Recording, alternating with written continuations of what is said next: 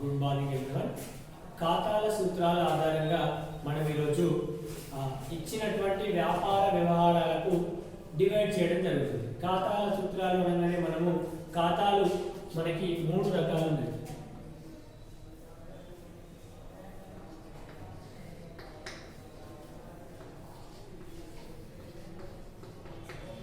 వ్యక్తిగత ఖాతా, వాస్తవిక ఖాతా, నామమాత్రం ఖాతా. ఓకేనా? Debit, credit. వాస్తవిక ఖాతా ప్రకారం ప్రయోజనం తీసుకునేవాడా, పొందేవాడు, తీసుకునేవాడు, పొందేటోడు, తీసుకుంటాడు. నెక్స్ట్ క్రెడిట్ ఏంటి? ప్రయోజనం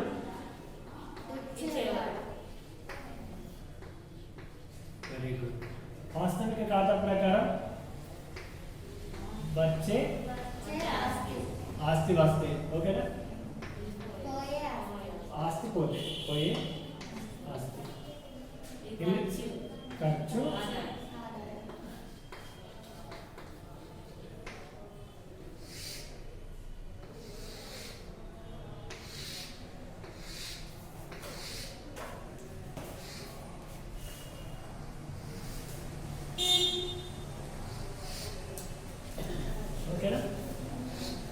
ఇచ్చినటువంటి ఈ సూత్రాల ఆధారంగా మనము విభజించడం జరుగుతుంది. అందులో భాగంగా మొదటగా ఉన్నది ఏంటంటే ఏంటది? రామ్ రామ్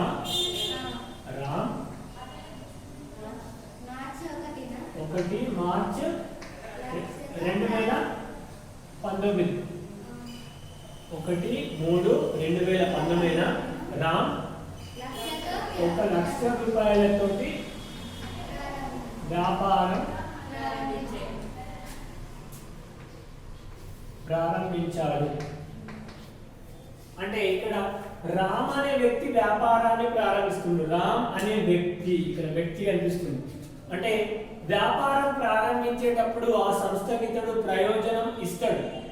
ఎన్ని రూపాయల ప్రయోజనం ఇస్తాడు? 1,00,000 రూపాయల ప్రయోజనం ఇస్తున్నాడు. అంటే రామ్ అనే వ్యక్తి ప్రయోజనం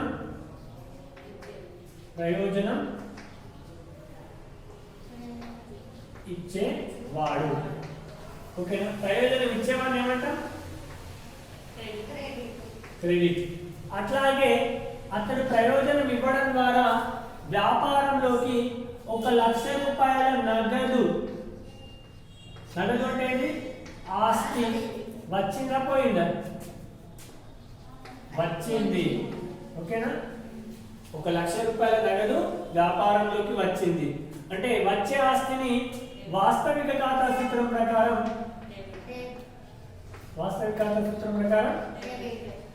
డెబిట్ చేయాలి. ఓకేనా? ఇది మనకు జరిగింది. అంటే రామ్ అనే వ్యక్తి ప్రయోజనం ఇచ్చింది కాబట్టి క్రెడిట్. అట్లాగే 1,00,000 రూపాయల నగదు మన వ్యాపారంలోకి వచ్చింది కాబట్టి డెబిట్. వాస్తవిక ఖాతా, వ్యక్తిగత ఖాతా. దీన్ని మనము చిట్టా పద్దు ఎలా రాస్తామంటే నగదు వచ్చింది కాబట్టి నగదు ఖాతా, డిఆర్ అంటే డెబిట్, 2 అంటే క్రెడిట్. ఎవరిచ్చారు ఆ డబ్బులు? ఎవరిచ్చారు? రామ్ ఇచ్చడం జరిగింది. రామ్ ఇచ్చినా కానీ మొట్టమొదటిసారిగా వ్యాపారంలోకి వచ్చిన నగదును మనము మూలధనం అంటాము. రామ్ మూలధనం ఖాతా ఇలా రాయడం జరుగుతుంది. అంటే మొదటి యొక్క వ్యవహారాన్ని ఎట్లా రాయొచ్చు? రామ్ 1,00,000 రూపాయలతో వ్యాపారాన్ని ప్రారంభించిందంటే రామ్ అనే వ్యక్తి ప్రయోజనాన్ని ఇచ్చింది కాబట్టి క్రెడిట్, నగదు ఆస్తి వచ్చింది కాబట్టి డెబిట్. దీనికి చిట్టా పద్ధతి ఏంటిది? నగదు ఖాతా డెటాట్, రామ్ మూలధనం ఖాతా. ఓకేనా? రెండవది ఏంటిది?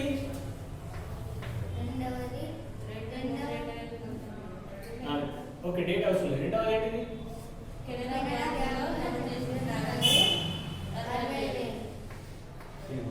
కెనరా బ్యాంకులో జమ చేసిన చేసిన నగదు 60,000. ఓకేనా. కెనరా బ్యాంకులో జమ చేసిన నగదు. కెనరా బ్యాంకు జమ చేయడం ద్వారా మన దగ్గరికి వెళ్ళి డబ్బులు పోతేనే ఉంటాయి. బ్యాంకులో డబ్బులు జమ చేస్తే మన దగ్గర మన ఆఫీస్లో ఉండే పైసలు ఎక్కడికి వెళ్తాయి? బ్యాంకులోకి వెళ్తాయి. అంటే నగదు అనేది ఆస్తి మన ఆఫీస్ నుంచి పోతుందా ఉంటుందా? పోతుంది. ఓకేనా. మన దగ్గరికి వెళ్ళి నగదు అంటే పోతుంది, మన ఆఫీస్ నుంచి పోతుంది. ఎక్కడికి పోతుంది? బ్యాంకులోకి పోతుంది. అంటే బ్యాంక్ కోడ్ ఏమైతుందో తీసుకుంటున్నాడు. బ్యాంక్ కోడ్ అంటున్నాడు. బ్యాంక్ కోడ్ అంటే మరి ఇక్కడ వ్యక్తిగత ఖాతా సూత్రం ప్రకారం ఇతను ప్రయోజనం తీసుకుంటున్నా ఇస్తుండ. బ్యాంక్ కోడ్ తీసుకుంటుంది, మన దగ్గరికి వెళ్ళి నగదు పోతుంది. అంటే బ్యాంక్ వాడు వ్యక్తి, అంటే బ్యాంక్ అనే వ్యక్తి తీసుకుంటున్నాడు, మన దగ్గరికి డబ్బులు తీసుకున్నాడు కాబట్టి మీరు ఏమనాలి? డెబిట్. అట్లాగే నగదు మన దగ్గరికి వెళ్ళి 60,000 రూపాయల నగదు ఆస్తి పోతున్నా ఉంటుందా? ఆస్తి పోతుంది. ఏ ఖాతా? వాస్తవిక ఖాతా సూత్రం ప్రకారం వచ్చి క్రెడిట్. దీనికి చిట్టపతి ఏం రాస్తాం? కెనరా బ్యాంకు ఖాతా డెటార్ టు నగదు ఖాతా. కెనరా బ్యాంక్ ఖాతా డెటార్ టు నగదు ఖాతా రాసుకోవడం జరుగుతుంది. ఓకేనా. అట్లాగే మనకి మూడో ట్రాన్సాక్షన్ రమణ నుండి కొనుగోలు.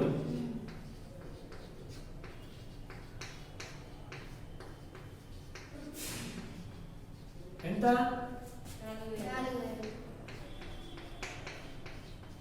4,000. ఓకేనా.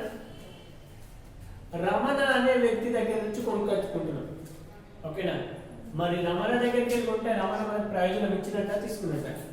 మన దగ్గరికి వెళ్ళి కొనుక్కొచ్చుకుంటున్నాం అంటే ఆ వ్యక్తి మనకు ప్రయోజనం ఇచ్చినట్ట తీసుకున్నట్ట? మనం కొనుక్కొచ్చుకున్నాం అంటాడు, మనకి ఏదో ఒకటి ఇచ్చినట్టే కదా, ప్రయోజనం ఇచ్చినట్టు అయినా కదా. ఆ ప్రయోజనం ఇచ్చే వాళ్ళు ఏమనాలి? వ్యక్తి ప్రయోజనం ఇస్తుంది. ప్రయోజనం ఇచ్చడం ఏమనాలి? క్రెడిట్. ఓకేనా. అట్లాగే కొంటున్నాం అంటే మనకు ఖర్చుగా కొనడం అంటే ఏంటి? ఖర్చు అనేది ఏ ఖాతా? నామమాత్రం ఖాతా సూత్రం ఏంటిది? డెబిట్. ఓకేనా. దీన్ని ఎట్లా రాస్తాం? కొనుగోలు డెటార్ టు ఎవరు? రమణ ఖాతా అంటే జరుగుతుంది. ఓకేనా. రైట్. నెక్స్ట్ కంప్యూటర్ కొనుగోలు ద్వారా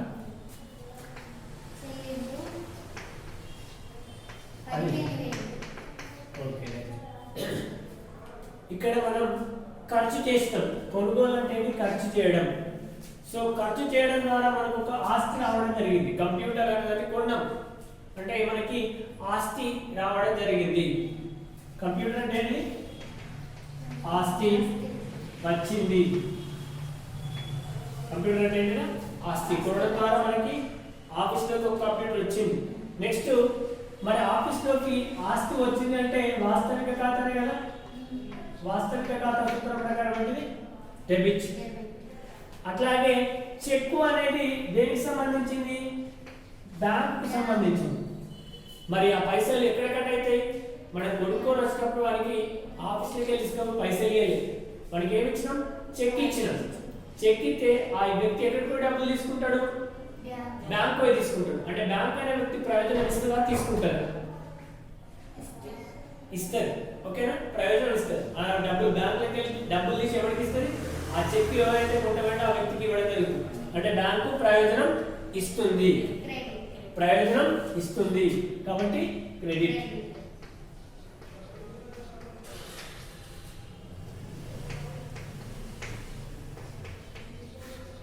ఓకేనా? దీనికి ఎట్లా రాస్తాం? కంప్యూటర్ ఖాతా డెటార్ టు బ్యాంకు ఖాతా. ఓకేనా? బ్యాంకు ప్రయాణిస్తుంది కాబట్టి డెబిట్ సైడ్, క్రెడిట్ సైడ్. ఓకేనా?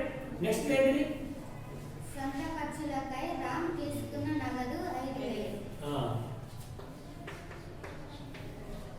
సొంత వాడకాలు లేదా ఖర్చులు.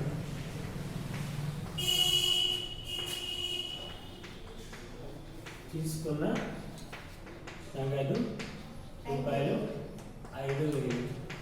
ఈ రామ్ అనే వ్యక్తి అతని సొంతానికి డబ్బులు తీసుకున్నాడు.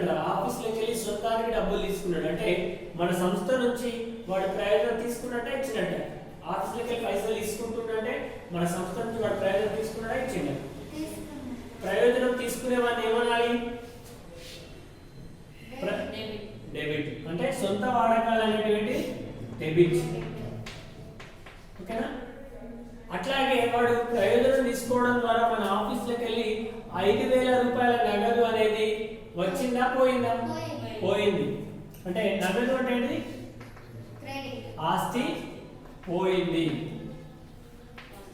కాబట్టి దీన్ని ఎట్లా రాయాలి? సొంత వాడకాల ఖాతా, సొంత వాడకాలు డెబిట్ టు నగదు ఖాతా. ఓకేనా? సొంత వాడకాల ఖాతా డేటా టు నగదు ఖాతా. ఎప్పుడైనా ఇంకో ప్రాబ్లం కూడా ఇట్లా వస్తుంది. సొంతానికి తీసుకున్న నగదు రాగానే మీరు ఏంటంటే సొంత వాడకాల ఖాతా డేటా టు నగదు ఖాతా. సొంతానికి తీసుకున్న ప్రయోజనం తీసుకున్న సార్ డెబిట్.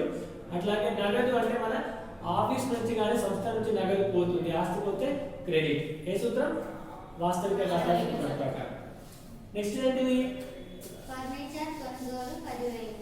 ఫర్నిచర్ కొనుగోలు 10,000. ఫర్నిచర్ కొనుగోలు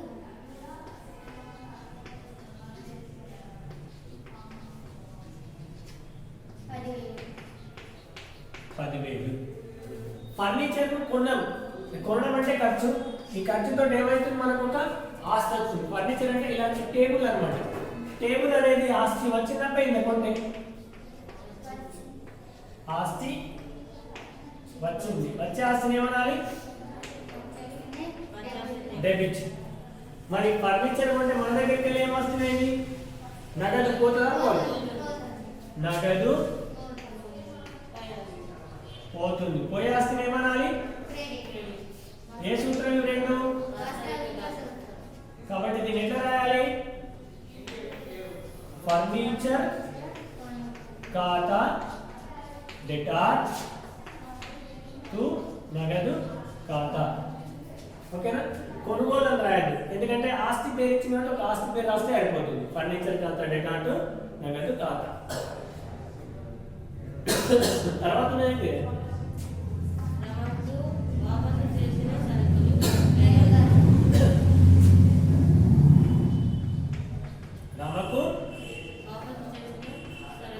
రమకు వాపసు చేసిన సరుకు ఎంత?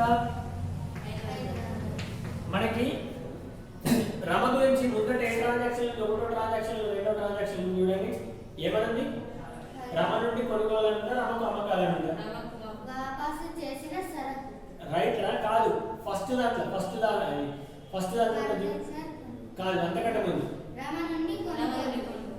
మనం రమ దగ్గరికి వెళ్ళి ఒకసారి ఉడకచ్చుకున్నాం కొన్ని వస్తువులు. మనకి ఇంటికి వచ్చినాక కొంచెం ఖరాబ్ ఉన్నాయని తెలిసింది. మళ్ళీ ఎవరికి వాపస్ చేస్తాం మన వస్తువుల్ని? రమకు వాపస్ చేస్తామా చేయము? అలా రమకు వాపస్ చేసినాం అంటే రమకు వాపస్ చేసినప్పుడు రమ మన నుంచి ప్రయోజనం తీసుకుంటారా? ఇస్తారు, తీసుకుంటారు. ఓకేనా? మనం మన వస్తువులు ఇస్తున్నాడు, ఆ ప్రయోజనం తీసుకున్నట్టే.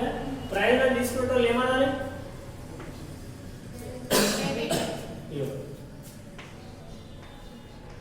రమ ఖాతా డెబిట్. మన దగ్గరికి వెళ్ళి ఏం పోతుంది? సరుకులు పోతుంది. టు కొనుగోలు వాపస్ ఖాతా. ఓకేనా? సరుకు కొనుగోలు వాపసు ఖాతా అంటే మన దగ్గరికి వెళ్ళి సరుకు పోతే క్రెడిట్. ఓకేనా?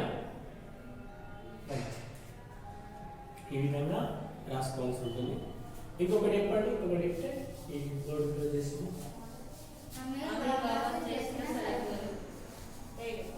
అమీర్ వాపస్ చేసిన సరుకులు 7 రూపాయలు.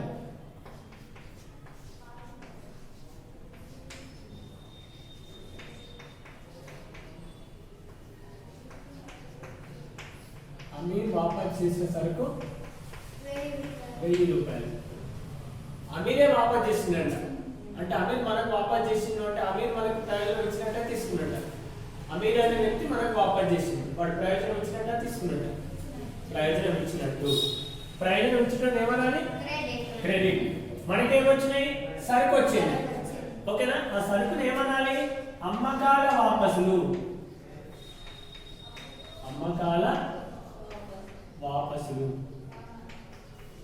అమ్మకాల వాపసులు డెబిట్. ఇచ్చినోడు ఎవడు? అమీర్ ప్రయోజనం ఇచ్చింది కాబట్టి డెబిట్. అమ్మకాల వాపసుల ఖాతా డెబిట్, అమీర్ ఖాతా. ఓకేనా? అర్థమవుతుంది? మెల్లమెల్ల రాస్తారు. నెక్స్ట్ ఏంటి ఒకటి చెప్పండి లాస్ట్.